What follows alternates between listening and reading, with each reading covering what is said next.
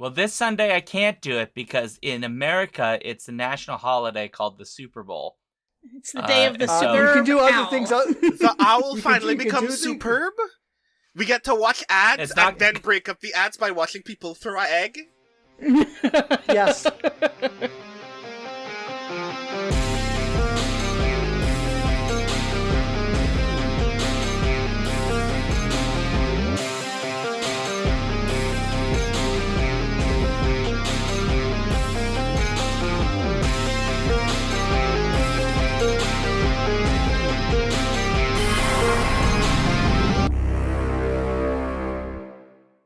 Welcome to the Skiffy Fanny Show in 2024, the year of our Lord and Savior known as the IKEA in the fourth circle of hell. I quote, "My New Year's resolution was to stop using references to the mountain goatses this year to refer to our collective malaise, so instead I'm using references to werewolf gimmick, also by the mountain goats." Disclaimer, I don't know these songs. I don't even know what you're talking about. I You could am be reading talking from about the cult. script that was put down for me to read. I didn't I write had no that. part in I this. said that last Who year. did this? I mean, to be fair, Werewolf Gimmick still also very confidently describes both 2022, 2023, and 2024. So, Oh, hold on. Who wrote that? Somebody else. ages ago. Brandon did. I Okay. don't know.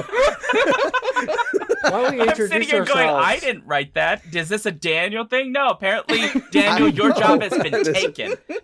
It's yes. I've empowered others to go. You have indeed. Well, I'm Sean. I'm Trish. I'm Daniel. I'm poorly ineligible. Oh god, and I'm Brandon. And today we'll share updates on this show. Changes and exciting things to come this year, what we most enjoyed in 2023, and what we're most looking... Oh, wait, no, that's not even mine in the script. What am I reading that for? No, Well, we are already going That's way you, off Daniel. script in this podcast. In this screen. We're I'm reading... No, professionals. Daniel has to do it. Sorry, I was trying to log on to Twitch, and all of a sudden, I couldn't log in, and then all of a sudden there was this voice speaking, and I thought it was in somebody's background, but it apparently was on the Twitch that I wasn't signed into. So You're my Anyway. advice to you is to mute the Twitch audio and just listen to us in our private Discord Us, channel. okay. I closed it. I'm just not even going to bother. But today we'll share updates on the show, changes, and exciting things to come this year, what we most enjoyed in 2023, and what we're most looking forward to in 2024, survival of our species, using our infamous arbitrary narrowing system developed by robotic gophers and tardigrades. Okay, chat, if you liked H1, that's Sean's delivery better, vote 1 or H1. And if you liked Daniel's delivery of that line, of that paragraph better, vote H3 for Daniel. Go I on, love do this. it. Or not. H1 or H3. I love this. This has to stay in the audio of the actual cut. Yeah, yes, they both said the same thing because of some confusion. So, did you like Sean's delivery better, H1, or Daniel's delivery better, H3? There can be only one, as Steven says in chat. There can be only one. Oh, well, H2. Wait, H2 didn't read. Okay. Ah, rigged. No. But it's up to me. It's up my turn now. But before Yeah, it's number 4. it's before that. We have a lot of announcements, or maybe 3 announcements, or maybe an eligible announcement. Who nobody actually knows. Good Lord. I'm sorry. I'm gonna ride that joke forever. Thank you, Dave McCarty. You're welcome. So I just want to note, I was trying to be nice. Like, everybody gets to say something. So, like, everyone's on the script. You know, they have something to do. It's like, oh, that's really nice to show that I respect everyone. And it has turned into pure chaos. You made the one tragic mistake, Chaos. Sean. You assumed that we read the script beforehand. Oh, that's true.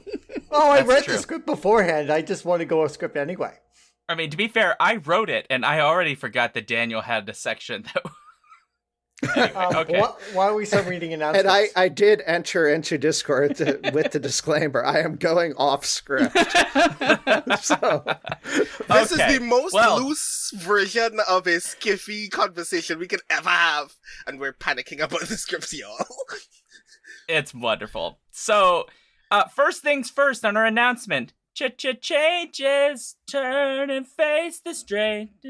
Come on, you all know that song, right? Oh, you're I was too letting you young for solo. that song. it I was, fell it off- was not. a I fell fine off a mango performance. tree in the year 2000. I've never heard that song before. David Bowie. Right, you're too young for that song. Okay, I will give you a playlist, Brandon. It's fine. But we probably welcome. shouldn't sing it anymore in case we get slammed with, take DMCA David Bowie's not copyright. no. David Bowie's estate's not copyright striking us. David Bowie's estate's like probably the sentient No, but- reincarnation of David Bowie. It's just bots- happy that we're bots singing a song. strike stuff. But It's- Okay. Twitch bots do. Okay, well anyway, if you're live with us right now, or you read our blog, then you've already figured out what the big announcement is, and that is that the Skiffy Fantasy Show is going to be a live show in 2024. What does that mean? That means almost every show we produce is going to be recorded live right here on Twitch at twitch.tv/alphabetstreams, which is where previous live shows have been done.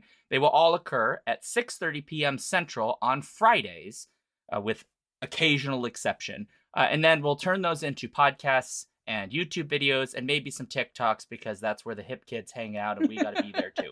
So it's going to be really interesting and awesome. And, hang out with us.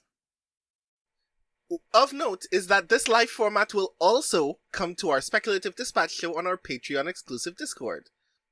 Yeah, you kind of heard that right. We're going to record these exclusive shows live on our technically very old recording channel, so all of our supporters can interact with us while we offer questionably educated thoughts about genre nonsense. Also, our Torture Cinema Live Watch events will stick around on our Discord for Patreon supporters. The only thing that's changing is the time. We'll host these at 6:30 p.m. Central, the Monday before the Torture live show, so that same week.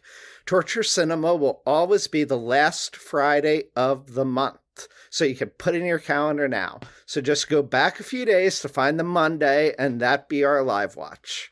This month, our Patreon supporters voted on a poll theme that was selected by long-term and long-time supporter Jeff Zelon, Exlion.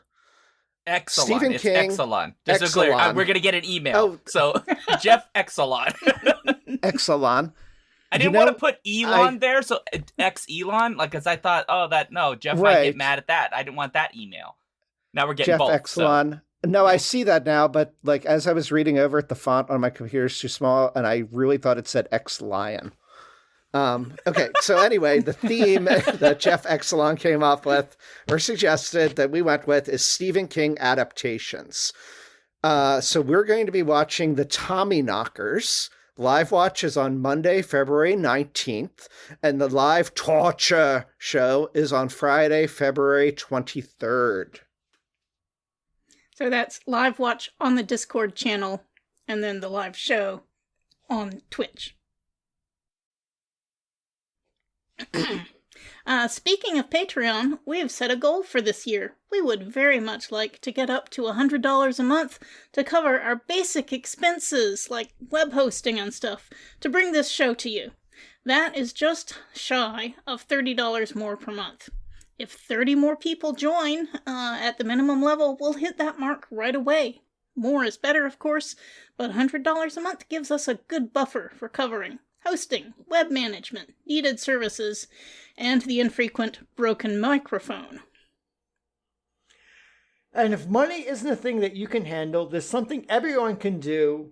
Everyone is eligible to do. You can tell your friends to give us a listen and leave us reviews on all your favorite podcasting apps, including Apple, Good Pods, Podcast Chaser, Castbox, and many more that I don't know. We've been trying to get to 50 written reviews of this show on Apple for quite a while now, and we're not there yet. We'd like to get over that hump this year. So we can grow, reach your ears, and become a better show and get, take over the podcasting universe. Okay, let's keep our goals modest, guys.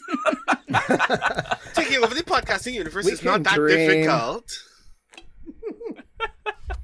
No, it's not that difficult. We only have to whatever. Like John Cena probably started a podcast last week, and it's just him going, "You can't see me," and then he makes a podcast. That probably has 10 million subscribers already. Like that idea, probably someone already made it, and it's now a podcast. Sadly and tragically. See? Just telling you. John Cena, if you'd like to come on the show, you're always welcome. Yes, please. That would actually be rad. I know, right? It would be so fun. Okay. Well, there are several podcasts left to release in this year that are from 2023. So those will be coming out kind of in spurts over the next couple of months in between us making shows like this, because this one has to come out first. So that's it for the main announcements. We've got other things to do, which is the subject of today's conversation, which is we have meticulously gone through all of the things that we enjoyed in 2023 and have narrowed it down to one book thing, one media thing, and one other possibly geeky probably thing. And that is going to be where we're going to start, is we're going to go to book things first. I don't know why I'm talking like we're at like a golf show, but like, regardless, right? Brandon, if you would maybe take a very slow, calm swing and let us know what would be the first book of the day that you enjoyed from 2023. Okay. God, this actually sounds very frightening to me. Please stop doing that voice.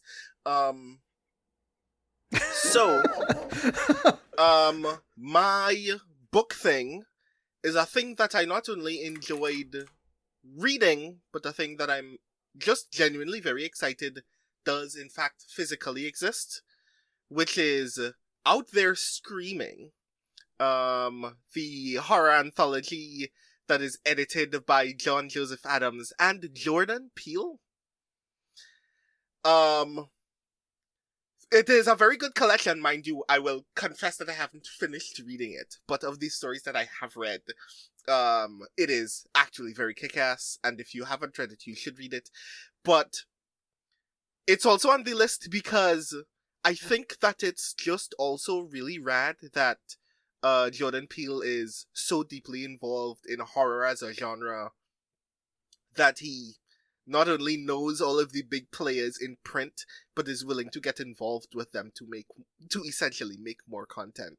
And the idea of editing as curation in that sense, that this is a collection that is brought to you by Jordan Peele, is not necessarily as enticing as it would be to long-time horror readers, because we were going to read an anthology edited by John Joseph Adams anyway, for the most part.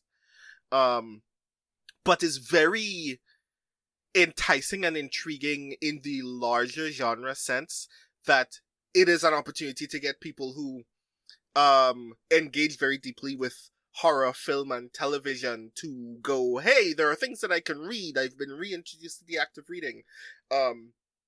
And more obviously, and I'm sure someone has the numbers on this more than I could, but I'm very curious whether the star power of Jordan Peele made a significant impact in the sales of that book, and therefore in the sales of the fiction of the writers in it, in a way that would be also similarly remarkable as a branding thing. Like, I'm curious how this has potentially broadened mainstream visibility about horror fiction, and especially horror short fiction, in that sense, because it's really, like, their good taste notwithstanding in the actual anthology, it's actually just very neat to make more opportunities for people to just be like, hey, that's cool, I should pick that book up, pick that book off that shelf. And I think that that's one of those things that happened last year.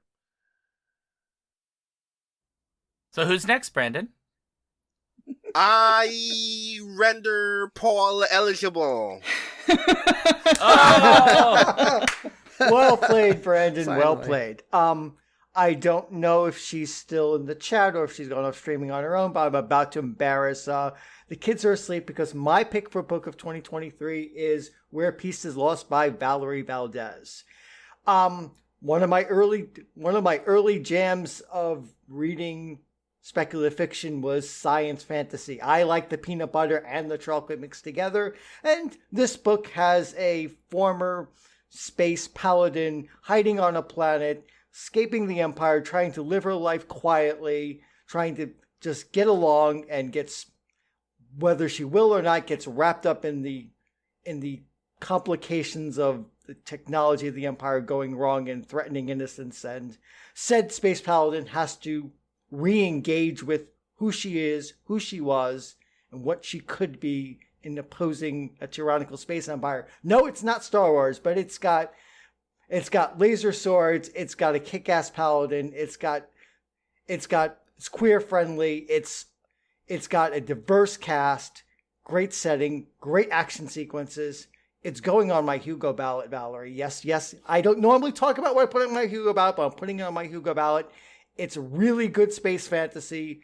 It's entertaining, fast read, and makes you think about war, peace, duty, and what we owe each other, and for what we have as our abilities. So yeah, Where Peace is Lost by Valerie Valdez. Read it, love it. I just bought that book at Capricorn, so Perfect. I realized I could have got a free copy, but I was like, that Valerie deserves like $12 from me. So yeah, Good deal. all right, who's next, Paul? I'm going to pick the Triffid. All right. So we're just doing books at the moment, right? Correct. Right. Or- Give me a book. Written material. One book. One book. I have 3 One written book down. object. Yeah.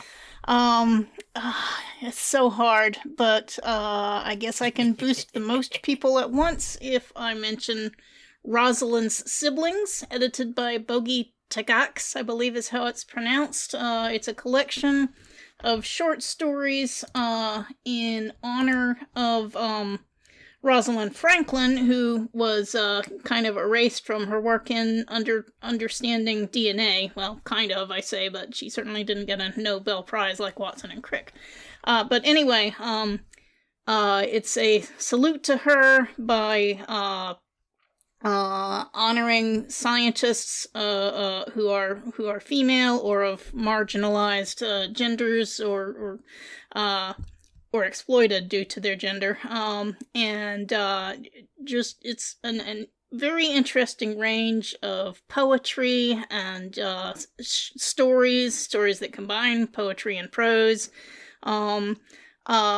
Just a whole lot of really interesting things that I wouldn't have run across otherwise. A lot of new authors. And it's from Athos Arts, and it's just a neat voyage of exploration.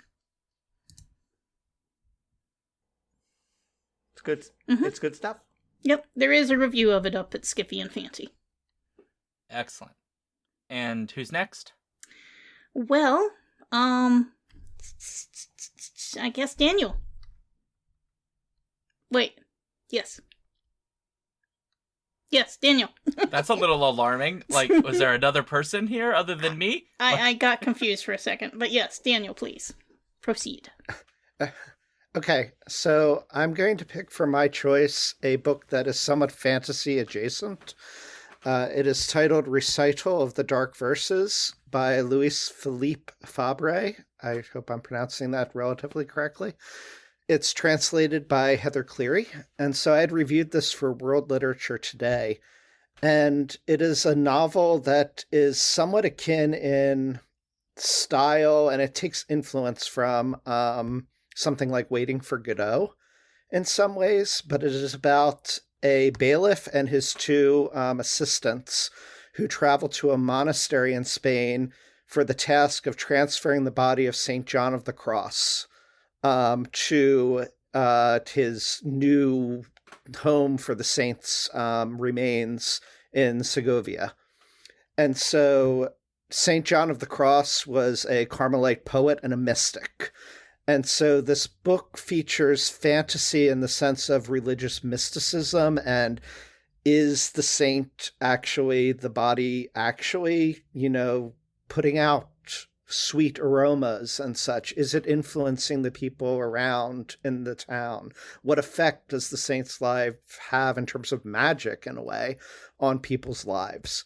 But what I loved about this book is that I'm not normally one to love poetry. I have a really hard time connecting with poetry of all the different types of art form, but this one really led me to appreciate the poems of St. John in the context then of this overall story.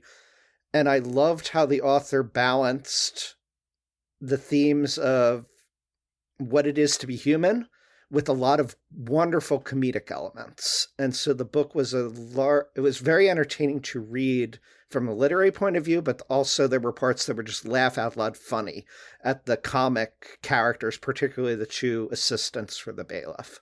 So I would recommend it, particularly if you are someone who likes historical fantasy.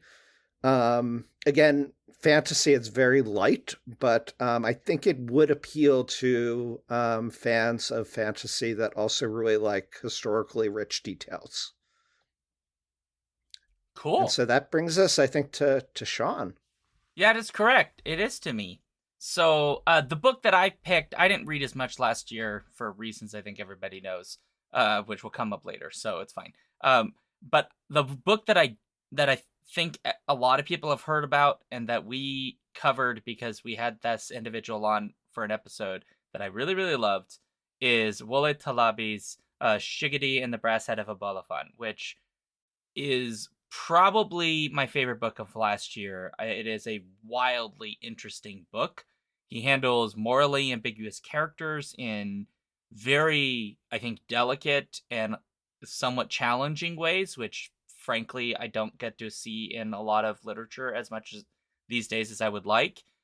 He obviously has some fun playing around with like the idea of repatriating items from museums and the politics of that. It gets into the complexities of godhood and coercion and all these kinds of things. I think it is arguably one of the best works of fantasy so far this decade. And there's others I would put in that list too, but we don't have time. So it is just a really good work, and I really recommend it. And if you're interested in catching our interview, you can go to episode 747, which is there, but I'll also link in the show notes for when this comes up as a podcast or a YouTube video, so folks can get to it. But it is really good, and Talabi is just honestly a really delightful individual and also likes boxing, so like we get along. Yeah. Sorry for my noisy keyboard, but it's Yeah. again. I saw in chat. Yeah, people wanted to see Shigidi and the Brass Head of, I believe it's Obalafon, something like that. Shigidi and the Brass Head will get you there. I believe it. Yeah, but yeah, Shigidi and the Brass Head. Yeah, probably. Yeah. Anyway, Wole Talabi. Yeah. Anyway, okay, so now that brings us to media, and it is now my turn to choose. And so a media object that everybody enjoyed in 2023, I am going to go with Daniel first. So Daniel, what's your media thing? So I actually was just looking up, because I am a huge horror fan, and looking at like lists of 2023 horror movies, I don't think I've seen anything new in 2023, unfortunately, for horror.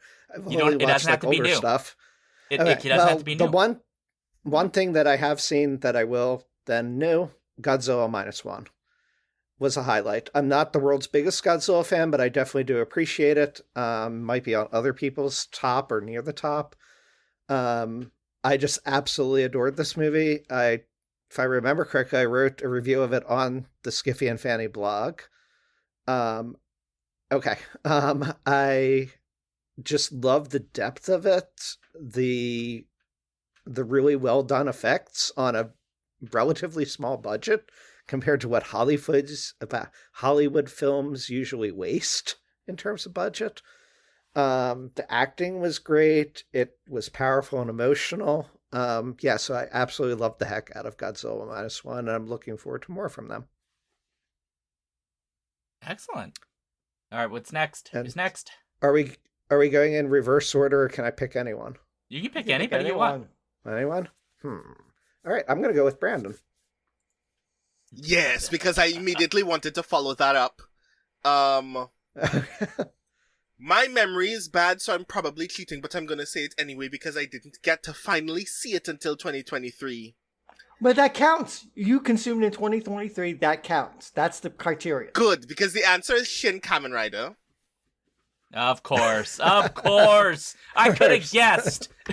Right? I had to wait so goddamn long to see it. But one of the reasons why I wanted to follow Daniel is to mention the fact that on the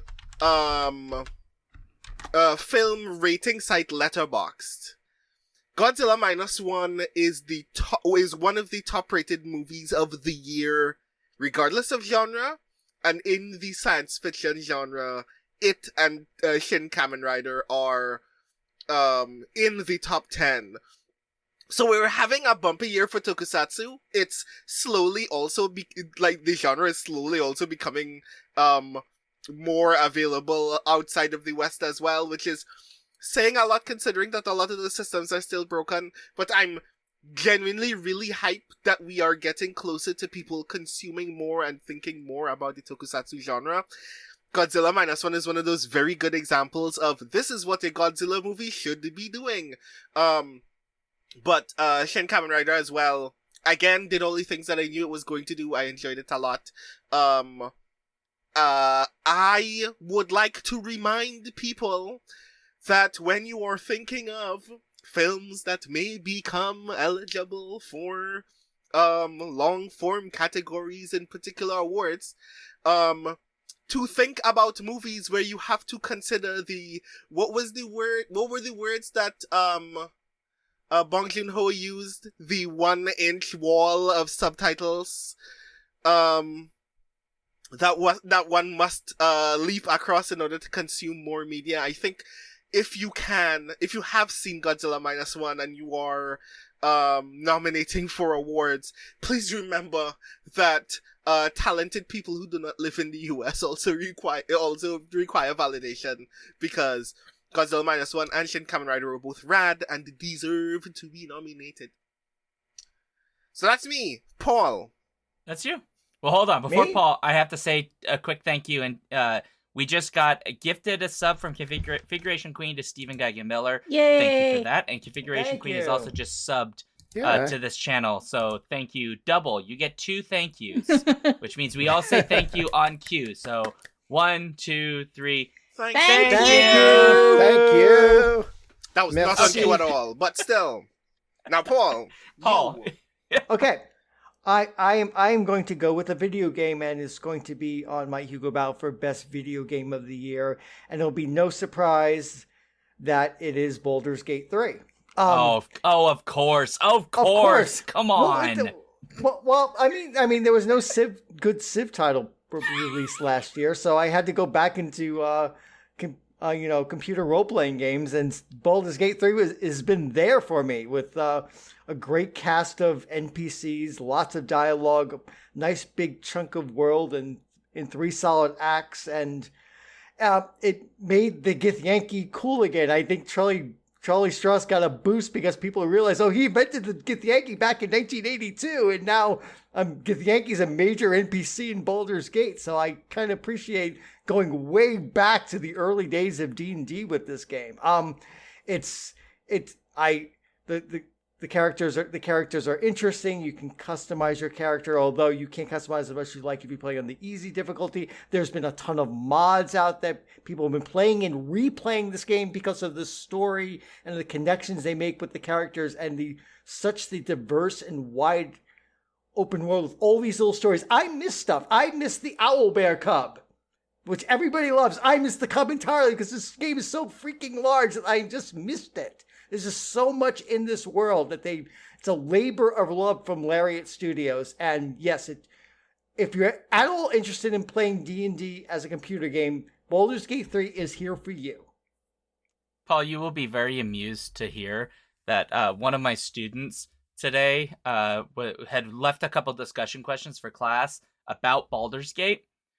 And I was bringing it up in class, and another student went, "Oh, is Baldur's Gate good?" And this student turned like like wham, and just went like, it's amazing, like with all this energy. And then he was like, oh, well, what's so good about the game? And the student went like, well, do their hands, like was so passionate about this game. And it was like, it made me so happy because they're so like, normally you don't get that kind of passion. This student was like, no, it's the best thing. So anyway, Baldur's Gate 3, I guess, play it. And once again, because I'm predictable, I'm going to pick the Triffid. Oh, wow. All right.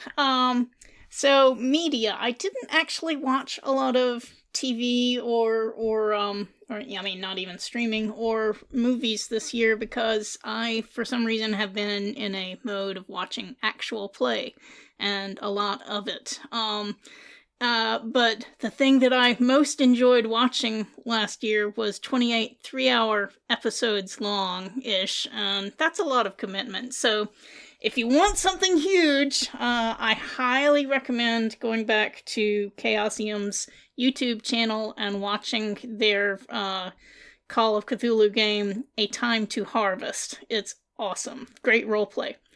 But for everyone else, who isn't me, probably, Configuration Queen already mentioned in chat Polite Society, which is just absolutely a delightful movie about two sisters, one of whom is convinced she has to rescue the other from a fiancé that she thinks is not good for her sister. But to my surprise, while watching it, I found out that there are also genre elements. It was totally marketed as a, teenage rom-com type of thing, but there's also some fun science fictional stuff going on too. Cool. Yep, So Polite is it Society. it's- That's the name of the movie. Polite Society. Yep. Okay. Yep. You finish this up, Sean. Okay. Well, my media thing's personal because I in December and May of last year, I spent time with my wife, and she lives in another country. And one of the things that I should say, it's mostly me pushing this because she's not really a movie TV person, but like I like the idea of like snuggling up and watching something together. Like that's kind of cute, and I think it's adorable. And I don't know, like I'm a sap, so whatever. But she hates Friends, right? And I figured, like, sitcoms tend to be really good entryways into, like, American culture. They may have jokes, but some sitcoms are, like, pretty understandable, and you can kind of follow the plot lines, and it's a good way of introducing her to American culture. But she hates Friends. She just does not she doesn't like the characters. The second Ross cheats on Rachel, she's like, she just, like, wants to throw him down a well. So it's like, okay, well... My favorite show is How I Met Your Mother. I really, really, really, really like that show. So I thought I'd show her that. And she took to it really, really well. And so much so that we now quote the show to each other, which is very adorable. So How I Met Your Mother is the thing for me that last year, because I got to rewatch a lot of it. We watched, I think, 4 seasons last year with my wife. And it's very, very adorable. And we're having so much fun with it. Yeah, she's just, and she'll quote like Barney to me and all these kinds of things. And it is very adorable. So anyway, sappy answer. You have to deal with it. So that leads us to the other category. Other is really for anything, but tends to be for hopefully something vaguely geeky. So oftentimes people do things like they went to a convention or they experienced something in fandom that made them happy. But it doesn't have to be. It can be anything. And so, because I like throwing caution to the wind and being weird, we're going to go with Paul. Me? Okay, Yeah. me. What's your other thing? And it can't be this whole Hugo fiasco. That can't be your... That's Yeah. not a It has happy to be thing. something So good. why would I pick that? Yeah. Dear But God, you're why mining would- it. You're mining it right now for comedy. So just keep that in mind. That's the only way I could keep him screaming at what happened. So one of the other catastrophes that happened last year was that my camera died. So my camera of 10 years gave up the ghost. So I decided to buy a new camera, and I decided to switch from DSLR to a mirrorless camera. And I have been learning the lore of mirrorless photography, which has some very different quirks to it. And it's been energized my photography. I mean, this winter has been terrible conditions for photography, mind you, but my enthusiasm for photography, which was never ever depping, has actually increased because I'm eager to learn and explore what I can do with a mirrorless camera. And I lust after mirrorless lenses, and I'm looking forward to the eclipse in April next year. Although I'd be looking forward. I'm enthused with the power of how good cameras have gotten in the last few years. I mean, my camera was old. I mean, this camera's got better everything. It's like getting a brand new car in a way, and just like, wow, cars can do this stuff now? Yes, cameras can do this stuff now. So yes, mirrorless photography is my other geeky thing. No, I'm not going to pick the Tripod this time because I'm not entirely predicting. Instead, I'm going to pick Brandon. Hi. Being, I guess, the person who is most invested in tabletop design as well as play, I decided I was going to treat myself this year to a thing, which I still yet haven't played out of the box, even though it has an online component that I also haven't gotten anyone to agree to come together and play. But I'm still excited to do a thing with it when I do get to do it, play it, which is Rafael D'Amico's The Zone, which is best described as, have you ever just wanted to play Jeff Vandermeer's Annihilation? Oh god, Sean, you're gonna poke your own eye out. You're describing me, Brandon. I've always wanted to play that. I guess you're on the list now. But yeah, I'm very eager to play the thing. I am always in the mood for more weird TTRPG, so I was already going to be into it. I like that it is like GM-less and so very strongly card prompt based that once everything starts flowing, everybody's just doing all of the things that they're supposed to do. And the campaign was also very weird and very wild. There were a lot of very interesting Kickstarter campaigns for TTRPGs this year. And I can shout out a couple of others as well, such as Triangle Agency, where the literal images for some of the stretch goals were broken in a way as to obscure what you were actually paying for, which I thought was incredibly hilarious. But weird TTRPGs are in. The Zone is just one of those very good examples of folks who are so deeply aware and into genre conventions that we otherwise would think are difficult to dramatize in media, let alone at a table with your friends. I'm very excited to get a chance to do some of that wild stuff with a table. And now that I know that there are more people who want to do that, I guess I need to do that soon now, don't I? So yeah, that's me. I'm gonna take that as your invitation that you want to go next, Sean. Oh, okay. Well, I'm on the selfish train because I'm just thinking about things that like really made me happy last year, and so you're just gonna have to deal with that. But last year, I had entirely too much fun doing Torture Cinema live on this channel. So much so that when I was editing episodes for it, there were moments when I had to like stop and take a walk because I was like in a place where I really couldn't burst out laughing and like in tears. But like things people have said on Torture Cinema since we started doing it live, it is utter chaos. It's delightful and it makes me really happy. So some of them are like unhinged episodes, but I think being able to do things like rambling our way through something that isn't really like a movie review and yet still manages to say smart things about movies while being full of humor and ridiculous stories and people's like weird eccentric nonsense. That is like work every minute I have to spend editing the audio to make it clean enough for release. So that's why I picked Torture Cinema last year. It's so fun. I cannot wait to do more of it. We're gonna have a blast. Even though I can't technically drink very much anymore, so it's gonna be sober. But don't worry, even sober, we can go nuts. It's fun. So, okay. So then, who's left? Is it Daniel and Trish? Bacteria and Triffids. Well, I'm gonna go with Daniel, so Trish has to go last this time. All right. So in 2023, I had the joy of being able to do sabbatical research.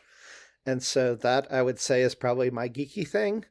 One of my research projects is on E. coli. And so E. coli is normally a small rod-shaped bacteria. And the one project that I'm working on that I made a lot of headway on during the research is I study a protein from a virus that infects E. coli. And when it infects E. coli and that protein is expressed, E. coli goes from rod shape to round. And they actually start looking like big footballs at first, and then they become like round cells, and then they burst. And so this viral protein does that by messing up their cytoskeleton. And I was able to isolate a bunch of mutations in E. coli that made it resistant and map those to a potential target, one of the cytoskeletal proteins in E. coli. But then I also got additional evidence that maybe it's working through one of the accessory proteins that cytoskeletal protein works with. And so there's like lots of good data that I got that kind of opens up a bunch of avenues to explore in the research. And so one of the cool things that I love about science is, of course, it allows speculation. And I might be making up speculative fiction in my mind about how this is all working in the bacteria, but that's what getting to do the experiments is fun, because you get to see, like, is it fiction or is it maybe actually how things are working? So that was my joy. I have a question for you as a non-science. So is the reason you're studying, like, is this to figure out like how to kill E. coli, or is it just just better understanding how E. coli works, or is it both? Better understanding of just the basic cell biology of how E. coli works, yes. Okay. Which I guess theoretically that research could be used for other things. Could be used for other things. I mean, most of the biggest developments in technology, biotechnology, have come from just studying basic science, not from like asking some specific question, but just understanding how cells work. Like CRISPR-Cas for gene editing, it came from just studying how bacteria are resistant to viruses. And that has absolutely nothing to do with human health. But isn't it true? Now we have gene editing capabilities. So isn't it true, Daniel, that there are more viruses that infect bacteria than viruses that infect anything else? What was that? Sorry. Isn't it true that there are more viruses that infect bacteria than infect anything else? Yes. Because there's more bacteria. And I mean, there might also be archaea. A lot of archaeoviruses, we've only begun really finding them. Oh, okay. But since there's so many, I mean, most things on Earth are bacteria in terms of cellular life. So there's more viruses for them than viruses for anything else. But in just like a small bit of water, like a teaspoon maybe, of water, there's more viral particles than like stars in the observable universe. It's some crazy thing like that. And so there's just like so much virus out there that, yeah. How are we not dead? I learned these facts back in the 90s because they don't. Most of them. Go ahead. Oh yeah, most of them don't like. They're very host specific, and most of them evolve towards not killing, but just taking advantage of and weakening slightly, but. They don't want us to die. We're their ride. Oh, well, that's a fair point. That I don't know the science of it because I don't fully understand it, but I had heard from some scientists explaining that maybe the reason that COVID, for example, which is a SARS virus is deadly, but not as deadly as the actual SARS virus, is maybe possibly a mutation to get it to live longer so it can transmit more effectively. Because if I'm understanding correctly, and you can correct me if I'm wrong, Daniel, right, if you kill too quick, you have less chance of infecting more people. Correct. So like the Yeah. common cold, we're probably never getting rid of, because that damn thing doesn't really kill very many people, but it spreads like wildfire. Exactly. Versus, yeah. Do we And so you need can to be really good at- yeah, now we explain R naught to him. Yeah, exactly. We have a maybe whole another science day. lesson. Well, But when Daniel and I yes, start these Daniel should get Explains to- Science to Sean's show. We should get to Trisha's other, though, Yeah, Trivet, go for it. which I'm guessing doesn't involve bacteria. I suppose it could, but my other is a very wide-ranging thing because my, one of my favorite discoveries of 2023 was The Good Friends of Jackson Elias, which is, it's a podcast and that's fun, but what's really great is the Discord community that organizes a bunch of pickup games all the time. They're mostly horror-related. Some of them are a lot of them are, Cthulhu related, Delta Green and things like that, but they also have a bunch of other things like, Mothership and, some lighthearted stuff like Moonlight on Roseville Beach, which is about, a resort community and the, people who live there year round and try to keep the monster stuff, on the down low.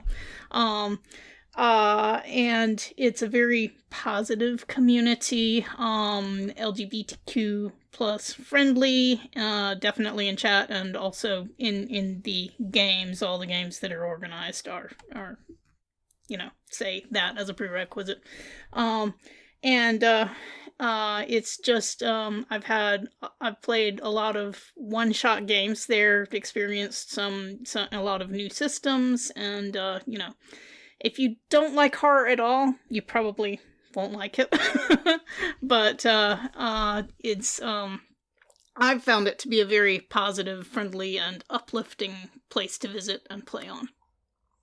And aren't they having a game convention? Yes, soon? they're having a free online gaming convention the first weekend in March. So you have to join their Discord and register, but basically, as long as you promise to abide by the community standards, which are basically be nice to people, don't be a jerk, then you can sign up for games.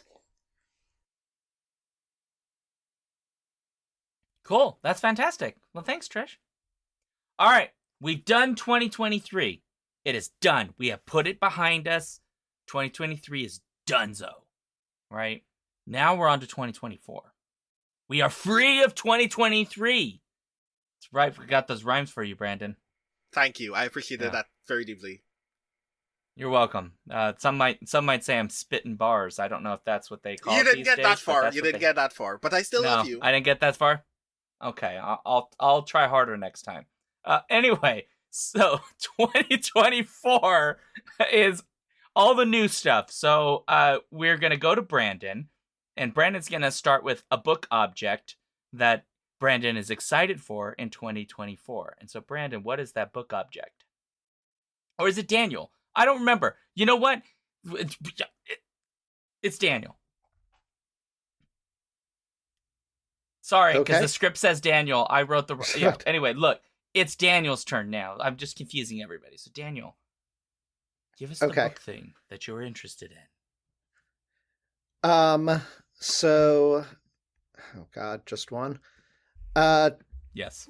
Quick one is The Lotus Empire by Tasha Suri.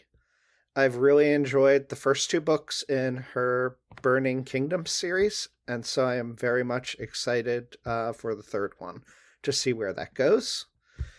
But even more broadly, another would be that I ordered Valancourt Books' Paperbacks from Hell series.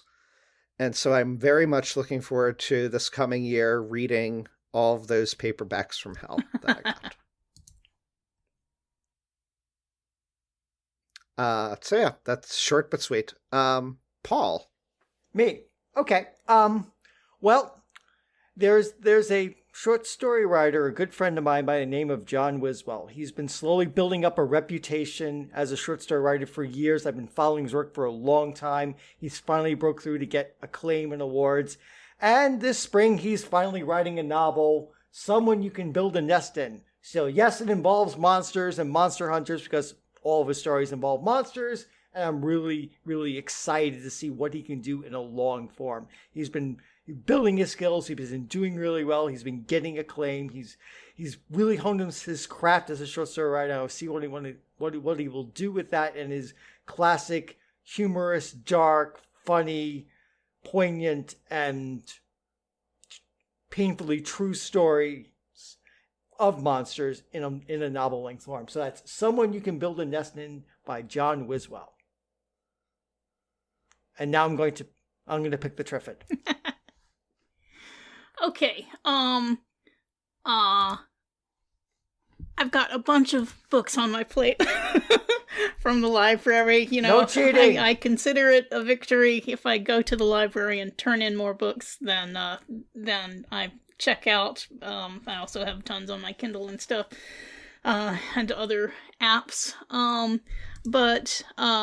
Libby and Hoopla, obviously.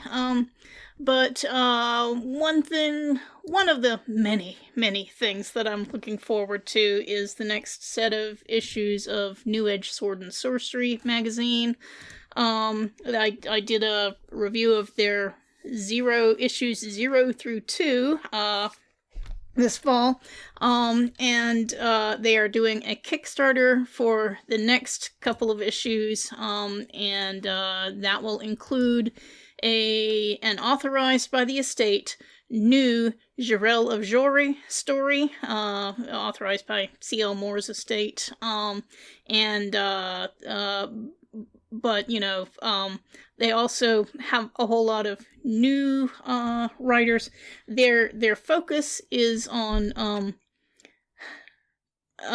pulp is fun. You know, it's a genre with a long history, and some of that history is bad. But the New Edge is focusing on stories by people of color, people of marginalized genders. The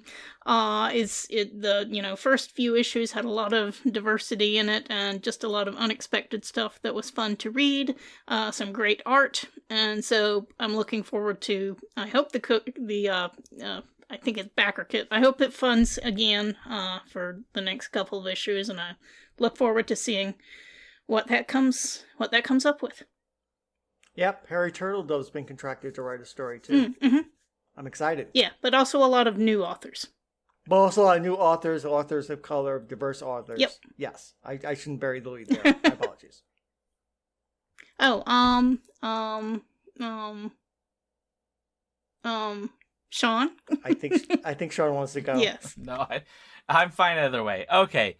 So my book thing for this year is an interesting one because it probably says something about where I'm interested in reading fiction from. So there's a book called Your Utopia Stories by Bora Chung, which is translated by Anton Hur. It's coming out from, I can't remember which publisher, but it's one of the Hachette book group people. This is a collection of science fiction stories from, if I am correct, a South Korean writer. And I am very interested because a couple of years ago I read another book that was also by a South Korean science fiction writer, and that book was really, really, really good. I think it was in 2022. Very excellent work. And so I'm excited for this one. I will just read briefly a little bit about the book. From the acclaimed author and translator of the National Book Award finalist Cursed Bunny, a fresh, uncanny, and utterly profound collection of stories set in near and distant futures that reflect our deepest fears and deepest desires. Bora Chung's inimitable, that is a hard word, y'all. Inimitable blend of horror, absurdity, and dark humor reaches its peak in these tales of loss and discovery, dystopia and idealism, and death and immortality. That's my book. I want it. I want it right now. Sounds ace to me. All right, Brandon, it's your turn. It's me. So books are hard for me every year we do this because I actually read the least out of the 5 people present, and have been reading. It's been worse for me to keep up with books recently, because I'm working and so many other things are happening. So I say all of this to preface that someone else other than me should be held responsible, because I only learned a couple of hours ago that Catherine Valenti is writing a sequel to Space Opera. So Space Oddity is coming out in May of 2024, and I wanted it in my eyes immediately. Space Opera was rad.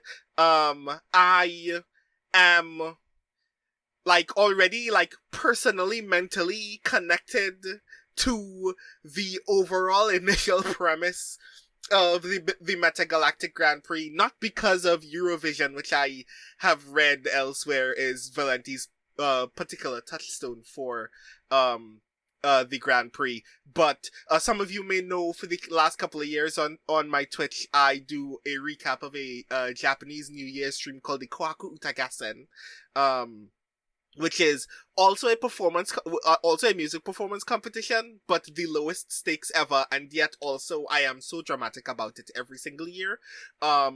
So more music competitions. I want to consume more of the thing.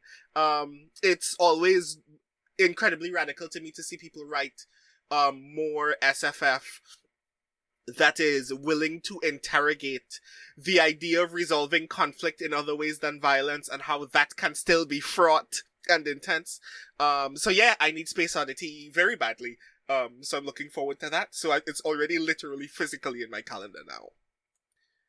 Oh, cool. And was that That's everybody? exciting. That was everybody. Cool. Which means you get to decide who does the next thing, which is media object. I want to hear Paul's first. Okay. Paul's is going to get a glare from Sean and possibly other people. because once upon a time when the world was young, Paul read a science fiction novel that had a main character named Paul, and Paul considers this one of his hard books.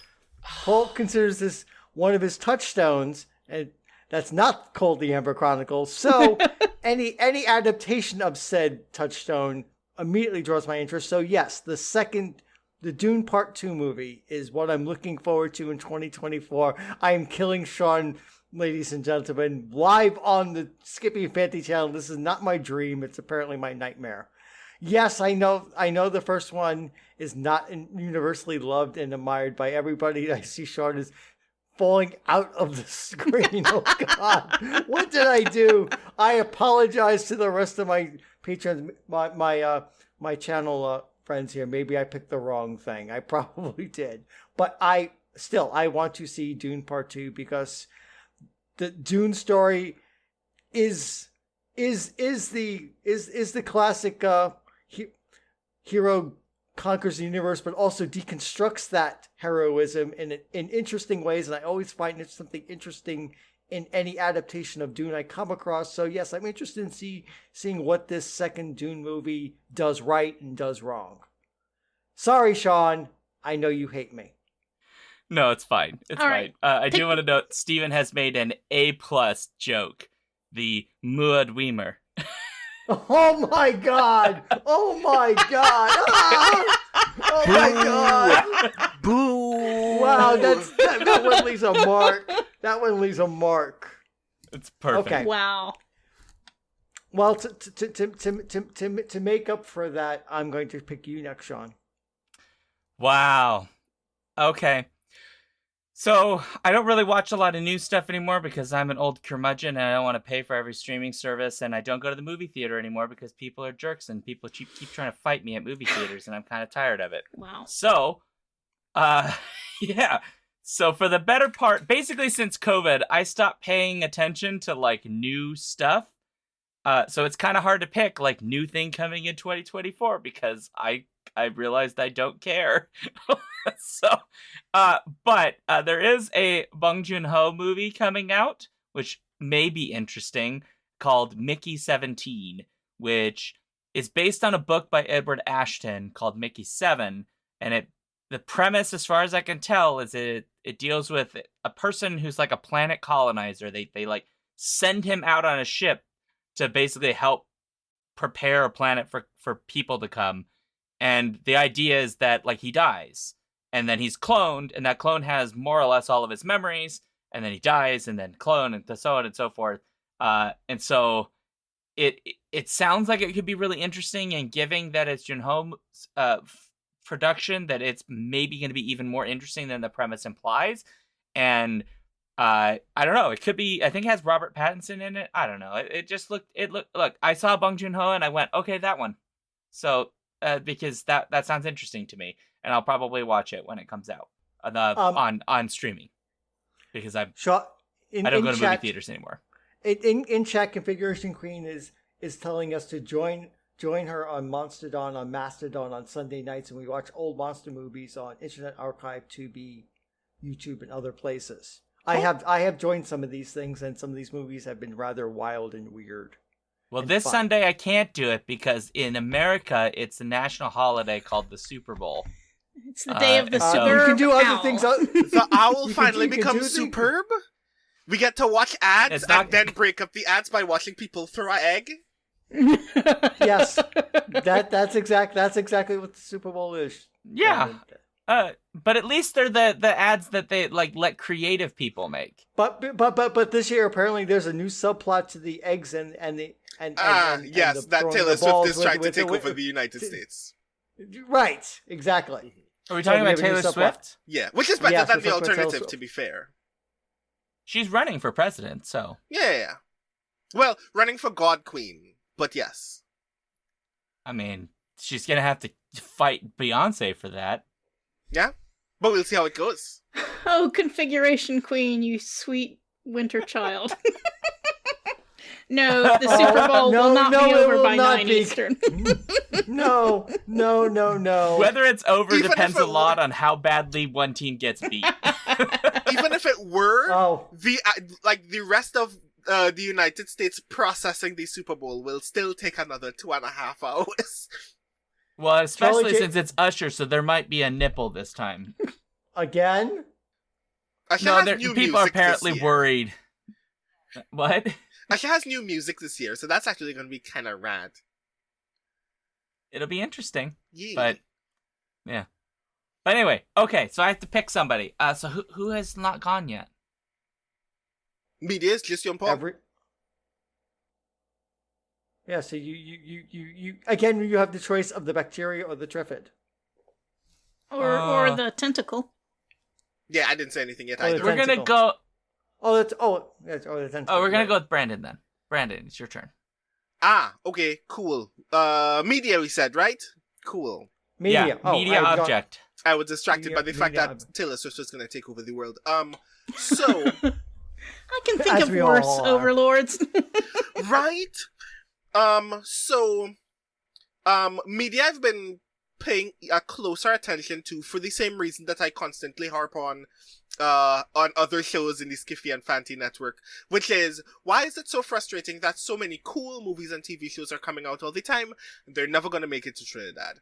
And one example of that, which made its premiere at the Sundance Film Festival this January, and I saw a trailer for it recently and was immediately hooked, is Handling the Undead, which is a Norwegian adaptation of a Swedish novel by Jan Ajvide Lindqvist,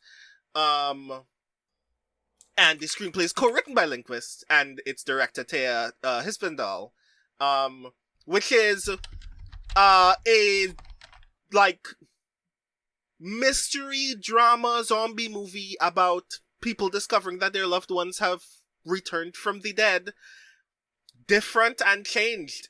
And I'm like, this feels moody and intense in the kinds of ways that I wish more horror adjacent parts of SFF media would cling to more often, which is not to say that it doesn't happen, but I love it a lot when a horror story is about how people feel about things that are not frightening, only to discover that frightening things are happening. So this is my jam, and I'm probably never going to see it until 2026, but it's here because it's coming out. In fact, it's out in Norway today. Oh, fantastic. Norway? Yeah, so everybody else, I'm glad actually to have to wait like everybody else, but I will have to wait much longer than everybody else, obviously. But yes, that looks rad, and I'm definitely eager to see it. So that's me. Daniel. Media. Beetlejuice would be for me.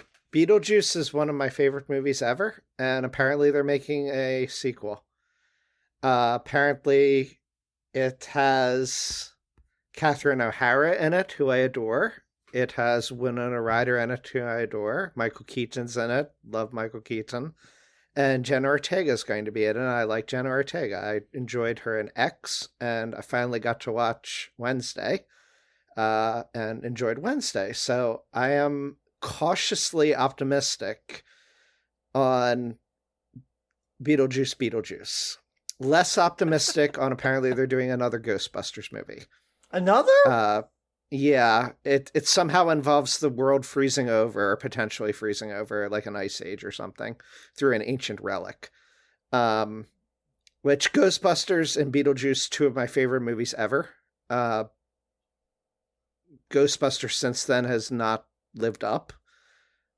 Beetlejuice hasn't had a chance. So I'm optimistic. I haven't looked if Danny Elfman is composing the score. But Beetlejuice is also one of my favorite film scores, along with Edward Scissorhands. So yeah, I'm looking forward to that. Did you ever play the Ghostbusters video game? I did on my friend's old, I'm assuming it was like a Commodore, maybe? There was like a Ghostbusters video game that we used to play at his house a lot, along with Secret of Monkey Island. And I love that game. There's an NES version of it, and I still, I have an NES right behind me, and so I still play NES games on the NES, but I don't have Ghostbusters. Can I ask what's on your shoulder, Daniel? It's Army the Armadillo. And I believe Brandon has a question for you. A comment. I just wanted to give Daniel good news. Elfman announced that he was returning to compose the sequel in May of 2023. So I guess you're gonna have a good time. I've never seen the original Beetlejuice, so I guess I should do that. Hopefully. It's a lot of fun. It's a lot of fun, yeah. All I know is Harry Belafonte. A Harry Belafonte song is in it. Yes. So when I was a kid, when I first saw it, I was absolutely in love with the style of the movie, the mixture of horror and comedy. And I loved the soundtrack, and I asked my parents, can I buy the soundtrack? And they asked me why. They were very confused. It was I love the music. And they're they listened to it and they're oh, it's Harry Belafonte. And they're we'll buy you a Harry Belafonte. And I'm well, yeah, I love that, but it's not just that. I love that, and I love the score. I like the combination of them both out. And I not until maybe 3 years ago did I finally get the soundtrack. So. Cool. Excellent. All right. So then it comes down to Triffid? Well, I'll make this short and sweet. I looked through lists of movies coming out in 2024, and they were almost all sequels and prequels, and I didn't care. And I tried searching for games coming out in 2024, and they only showed me video games, which I don't really play much. And I tried searching RPGs, and they only showed me video games, which I don't care about. And I tried searching TTRPGs, and they only showed me video games, which I don't care much about. So I'm skipping this category. Sorry. I'm sure some fun stuff will come out, and hopefully I'll hear about it and get a chance to watch. Wow. Wow, you could have mentioned that we're doing the second part of A Ruthless Hive next week on Tuesday. Right, yes. I'm sure that'll I be thought fun. that to might, watch. I thought that might have gone under other though, not under me. And what about the Tommyknockers? Aren't you excited about watching the Tommyknockers? I voted for something else in that poll. So did I. Well, Trish, then you get to take us to other. So who would you like to go for other?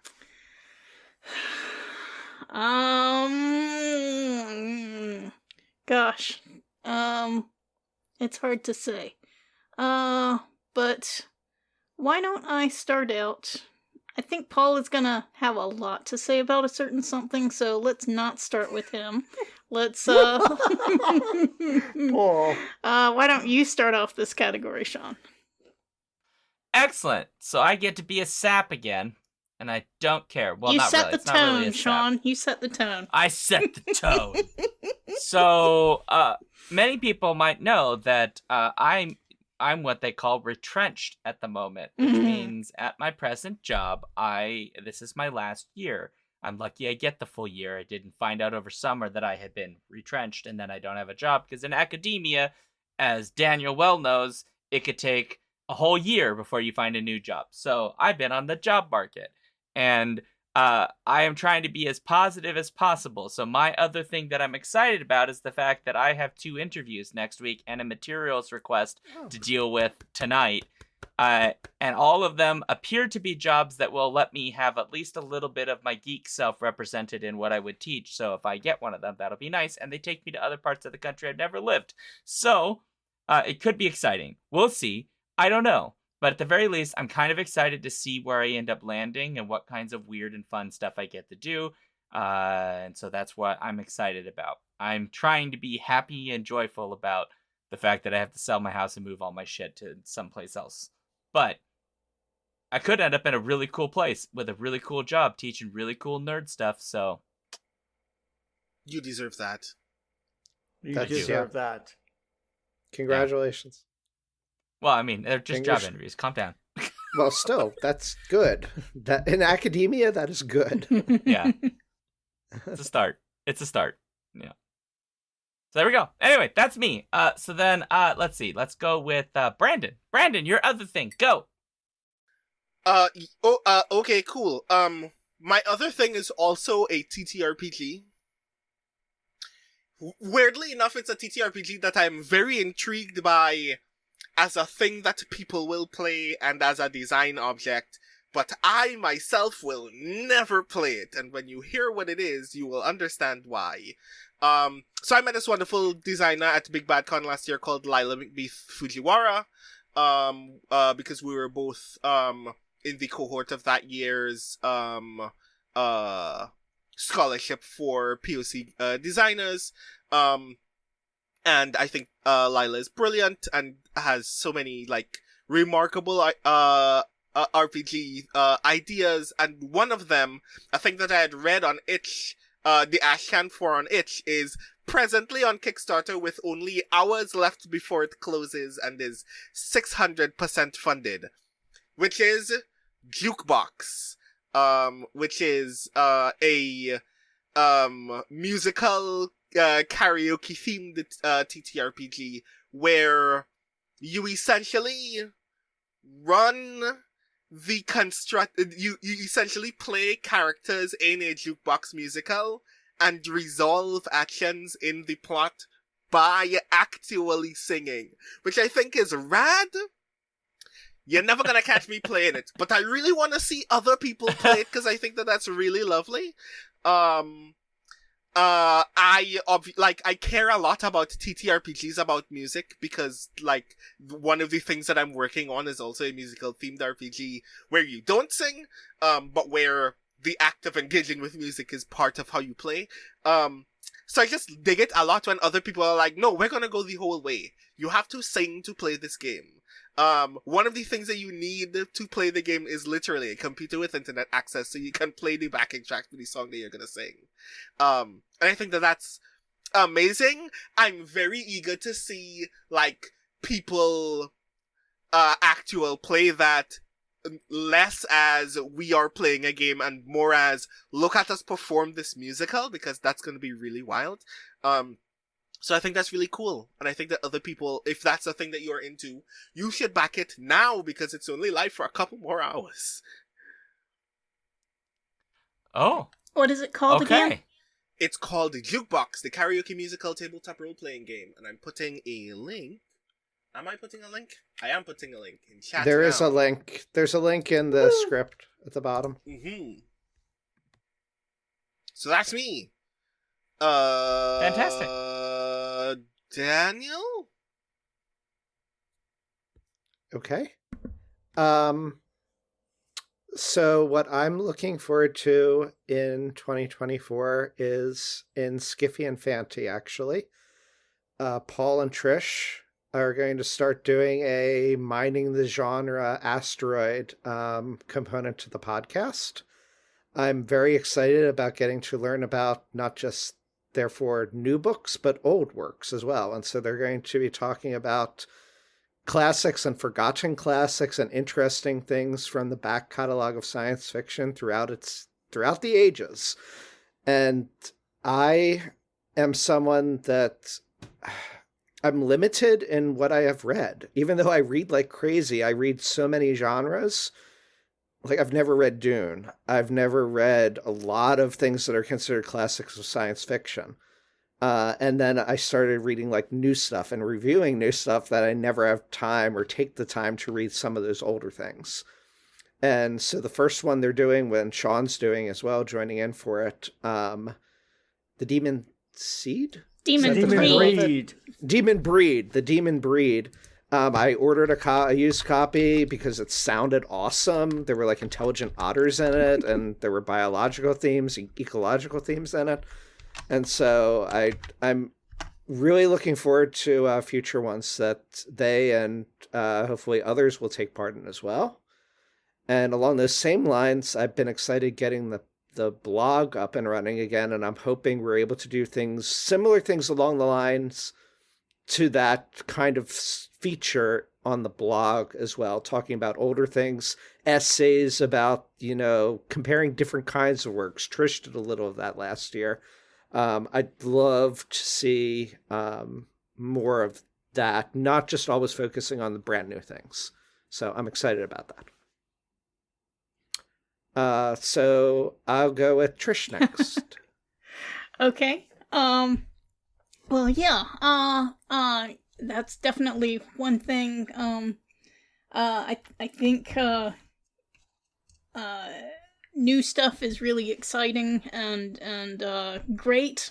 But there are quite a lot of unfairly overlooked gems back in the past. I think we'll probably steer away from Hugo winners and probably award winners in general, just because there are podcasts that focus on that. So I think we'll be hunting the hidden gems more. And there are lots of them. There are lots of them. And things that have been erased unfairly because of who wrote them.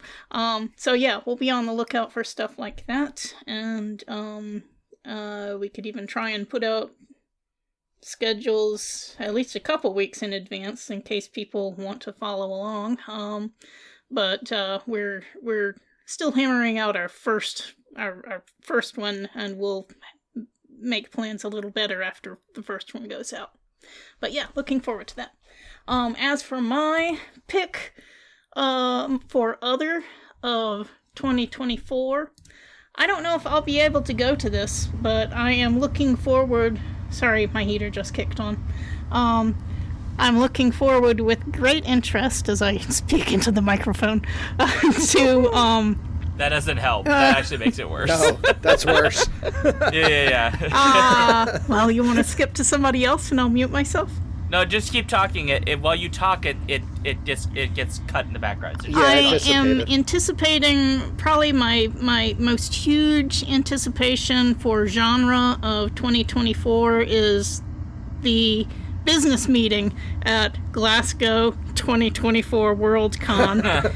I'm not sure if I will be there because Glasgow doesn't require masks or vaccinations, and so I'm just not sure if I'm gonna have the nerve and the finances to go there this year. But I will absolutely be waiting with very, very keen interest to find out what they're going to do to try to prevent fiascos like the 2023 Hugo ineligible situation from recurring.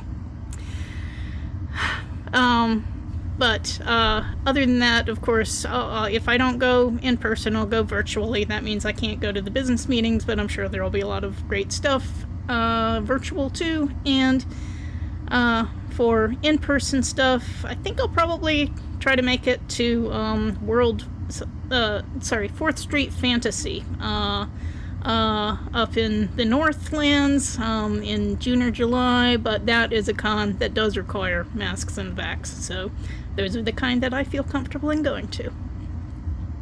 Okay. And That leaves one person, right? I believe that leaves... I think that's just one person left. And now I have to come up with something new. Oh, no! Okay. Well, I'm sorry if I stole your thunder, but you can talk more about it. No, I will pick something different. I'm sorry. So I'm sorry. no, that's all right. I mean, yes, I could speak more length about that, but I choose not to. You already spoke. You spoke, and I don't want to steal your thunder or deprotagonize you. So, one thing I'm looking forward to in 2024 is something that I express outward frustration at the time, but I do enjoy all the same. I am absolutely positively possibly the worst possible person to actually do to be a participant, but he allows me to anyway. So all I'm looking for in 2024 is playing more games with Sean on his Alphabet streams on Tuesdays and Thursdays. I am absolutely positively terrible at shoot 'em up games. I can't hit a thing to save my life. I get shot and die all the time. I'm absolutely horrible at. I'm horrible at games in general. I'm just like, except for very few games, I'm just terrible at games in general. I am unlucky, unskilled, untrained. I just suck.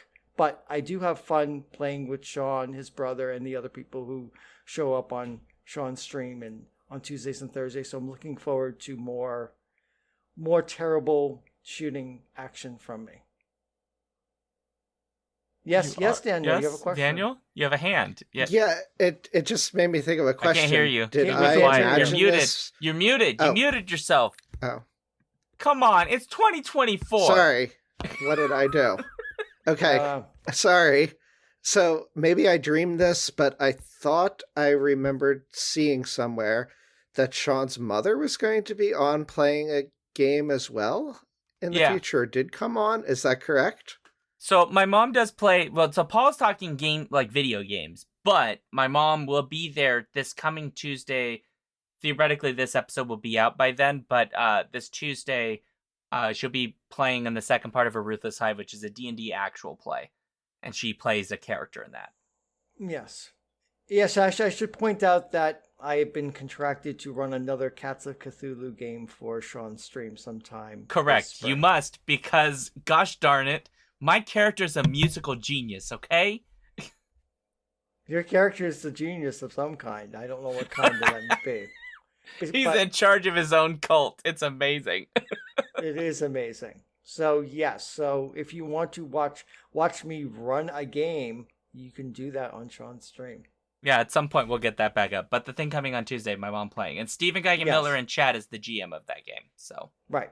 So, oh good. I didn't expect to be last. I'm not even sure where I'm supposed to be on the script here. it's fine. Okay, It's my job now. now it's your job. It's back to H1. Yeah. Because we got through everybody, right? There's nobody left. No, I was last because everyone thought I was going to talk about Scotland, but I didn't. That's okay. Well, there is a Worldcon coming, but Trish covered it. So, okay, guys. So, wonderful. So that kind of is the end of this first episode of the entire season. That gets us done. We're done. We've done an episode. So with that in mind, more for chaos folks to come. Oh God, there's gonna be so much chaos because we are not professionals at all. We don't have sponsors. We are beholden to nobody. Anyway, so if you would like to let us know what you thought about this episode, if there are things you'd like to share and you were not able to be with us live today, you can, of course, do so. You can go to skiffyandfanty.com/listener suggestions and leave comments there. You can also email us at skiffyandfanty@gmail.com if you'd like to send a comment to us. We also take suggestions for things if you'd like to suggest things. For the show, we are Skiffy and Fanty on basically every social media place except the hellhole place.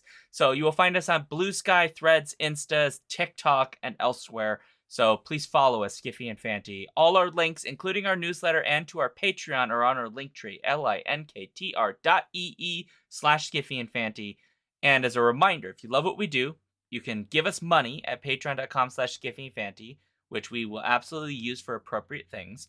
And more importantly, give us some love by leaving 5-star reviews on various places like iTunes and so on. So there you go. So Trish, where can folks find you?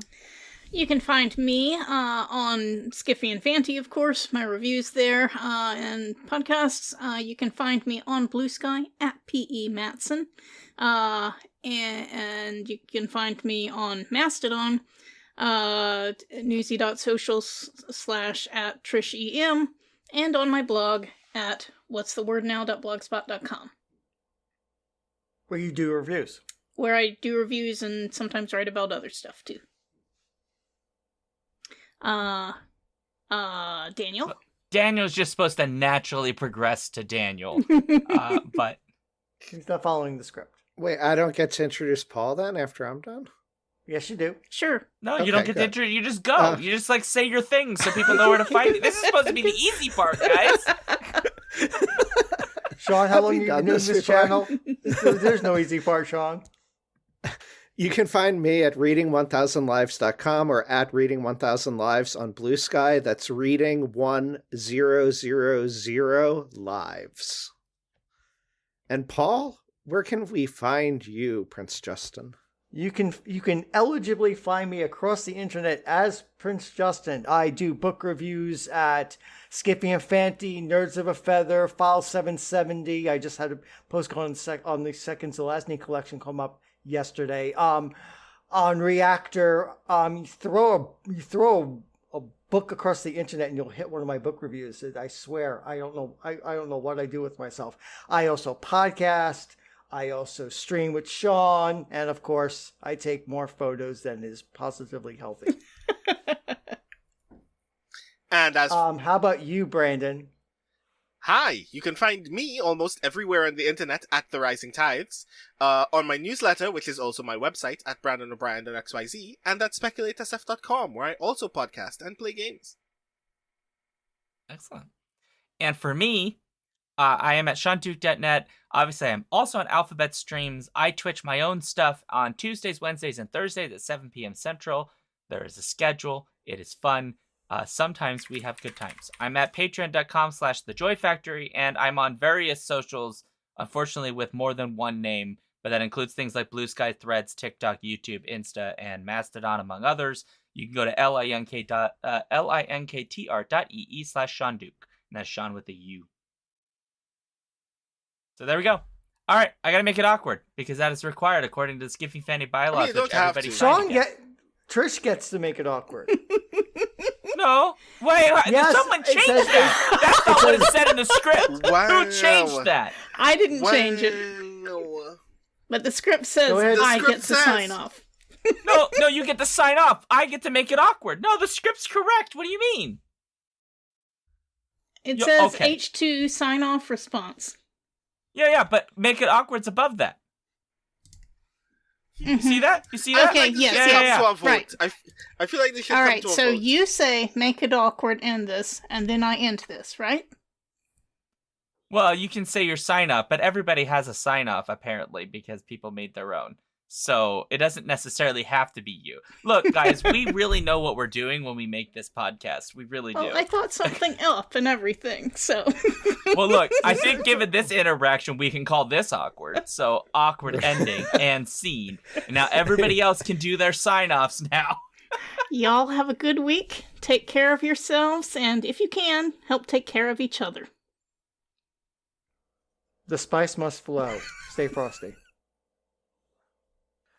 Adieu, adieu to you and you and you. Uh, I can follow that up, Brandon. I am not. Nope. Everybody have a good night. Go home.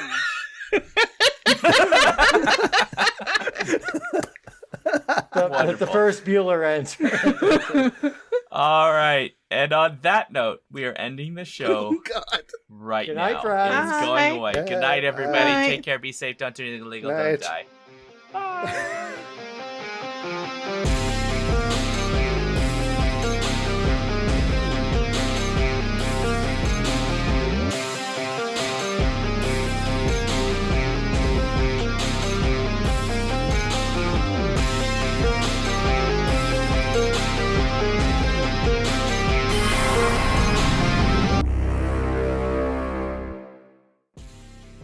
If you want to support this show, you can go to patreon.com/skiffyandfanty or skiffyandfanty.com, our website, where you can get access to all of our fancy things. Our music comes from Holy Mole.